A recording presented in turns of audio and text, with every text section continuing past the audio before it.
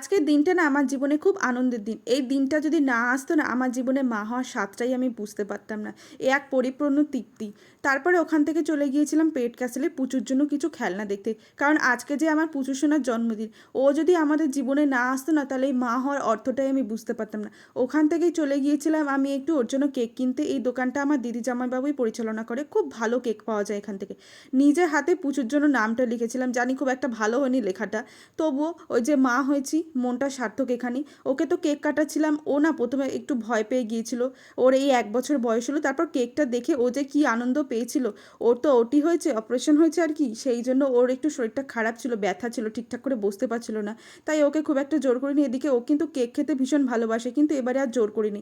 তারপরে ওকে ওষুধটা খাওয়াচ্ছিলাম, প্রত্যেকদিন সন্ধ্যেবেলা করে ওষুধটা খাওয়াতে হয়। তারপরে রাত্রের খাবারটাও ছিল, ওকে যা বলি ও সে কথাটাই শোনে। ও আর আমার বাবু যদি আমার জীবনে না আসতো না তাহলে আমি এই মা হওয়ার সার্থকতাই